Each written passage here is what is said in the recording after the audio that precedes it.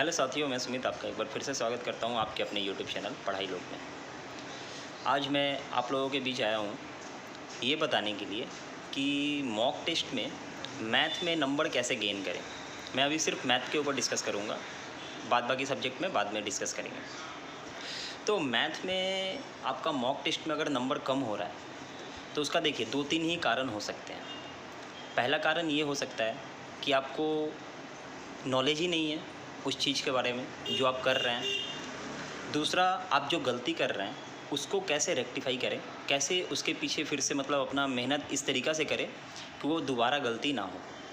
देखिए, जैसे कि 25 क्वेश्चन हम लोग मान के चलते हैं कि 25 क्वेश्चन आपके आते हैं और उस 25 क्वेश्चन में से मैथ का आप अगर 20 ही अटैम्प्ट कर पाते हैं, ठीक है, सिर्फ 20 ही अगर अटैम्प्ट कर पाते हैं, 5 नहीं कर पाते हैं, तो वो जो नहीं कर पाते हैं उसके पीछे आपको पहले खटना होगा। आपको क्या करना है, जब मॉक टेस्ट लगा रहे हैं तो मैथ का पर्टिकुलर, मैं मैथ का बात कर रहा हूँ, तो मैथ में आप क्या करिए, उसको मतलब कि 2 पार्ट में आप डिवाइड करिए। एक जो आप नहीं कर पाए और दूसरा जो आप गलत कर दिए, किए हैं लेकिन गलत हुआ है, ठीक है। गलत में भी देखिए 2-3 तरीका होता है। गलत क्यों होता है उसका भी 2-3 रीज़न है। पहला रीज़न ये हो सकता है कि आप बनाए सही हैं लेकिन आंसर गलत आ गया हो। कैलकुलेशन कहीं भी थोड़ा सा मिस्टेक होगा, आंसर मिस्टेक हो जाएगा, आंसर गलत हो जाएगा। तो पहला बात तो ये हो सकता है कि आप कहीं आंसर मतलब कि गलत कर दिए हों, उसका कैलकुलेशन ठीक से ना कर पाएँ। तो ये एक पहला चीज़ है जिसके ऊपर आपको ध्यान देना है। अगर ऐसा होता है तो आपको अपने कैलकुलेशन के ऊपर खटना होगा, बहुत मेहनत करना होगा। दूसरी चीज़ मैं ये बता दूं पहले कि आपको मैथ बनाते समय कम से कम फार्मूला का यूज करना है। फार्मूला अगर आप यूज करने जाएंगे ना तो 25 सवाल में 25 तरह का फार्मूला लगा सकता हूँ, आप भी लगा सकते हैं। उतना फार्मूला याद होगा। आप एक एग्ज़ाम देने के पहले 5000 मैथ के सवाल बनाते हैं पूरे 1 साल 1.5 साल मेहनत करके, आप तब उसके बाद एग्ज़ाम में बैठते हैं। तो सब अगर अलग अलग सवाल के लिए अलग अलग फार्मूला यूज करने लगे तो फिर वो कोई मतलब कि उस तरीक़े से करने का कोई मतलब नहीं है। फार्मूलाज याद नहीं होंगे मतलब नहीं होंगे, मैं खुद का एक्सपीरियंस बता रहा हूँ। आपको फार्मूला को टाल के चलना है। बिना फार्मूला का क्यों नहीं बनेगा।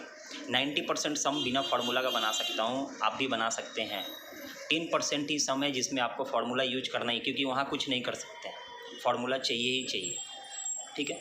दूसरा बात, आपका जो मिस्टेक हो रहा है उसमें पहले क्या करिए, आप देखिए जैसे कि आपको जो मिस्टेक हो रहा है, जैसे कि आपका मान लीजिए कि ट्रेन वाले सम में एक आपका मिस्टेक हुआ, ठीक है। तो ट्रेन वाले में क्या प्रॉब्लम है ना कि अगर ट्रेन वाले में प्रॉब्लम हो रहा है, आपको मिस्टेक हो रहा है ट्रेन वाले सम का या फिर कंपाउंड इंटरेस्ट का या फिर आपका एवरेज का, किसी भी एक पर्टिकुलर चीज़ का ही आपका जो गलत हो रहा है, एक पर्टिकुलर सब्जेक्ट का ही गलत हो रहा है, तो आप क्या करें, उस पर्टिकुलर सब्जेक्ट को बार बार रिविज़न करें।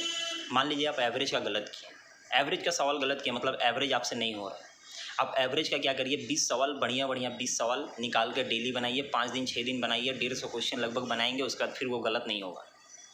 वरना इससे क्या होगा, आप मॉक टेस्ट तो देंगे, पहली बार में मिस्टेक किए, दूसरा बार में भी वही मिस्टेक होगा। समझ में आया? तो आपको मिस्टेक नहीं करना है।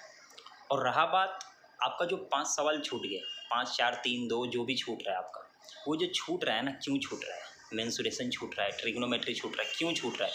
जो छूट रहा है इसका मतलब कि वो आप सब्जेक्ट पढ़े ही नहीं है, वो चैप्टर अभी तक आप छुए ही नहीं है। मैथ सब्जेक्ट में वो आप चैप्टर छुए ही नहीं है, इसका मतलब तभी आप छोड़ दिए, नहीं तो आप छोड़ नहीं सकते। तो आपको करना क्या है, जो आप छोड़ रहे हैं उसको जितना ज़्यादा हो सके रिवीजन करिए, और जो आपका गलत हो रहा है उसका आप कम से कम 150-200 सवाल बनाइए, तब आपका वो कहीं जाके मिस्टेक नहीं होगा और दोबारा गलती तो होगा नहीं और आपका नंबर गेन होगा मैथ में। और कोई रास्ता नहीं है। और फार्मूला पे कम ध्यान दीजिए, बार बार कहूँगा फार्मूला पे कम ध्यान दीजिए, बिना फार्मूला का सवाल बनाइए, कम से कम फार्मूला यूज करिए, जहाँ फार्मूला यूज नहीं करना है नहीं करना है। समझ में आए? यही 2 तरीका है आपका मैथ में नंबर गेन कर सकते हैं। और रहा बात प्रैक्टिस का, आप सिर्फ प्रीवियस ईयर लगाइए रेलवे ग्रुप डी के लिए। रेलवे ग्रुप डी में प्रीवियस ईयर का आपके पास लगभग 5000 क्वेश्चन होंगे। अगर अभी तक आप निकालेंगे तो 5000 क्वेश्चन आप निकाल सकते हैं। आप क्या करिए, उस 5000 क्वेश्चंस को अच्छे से देख जाइए।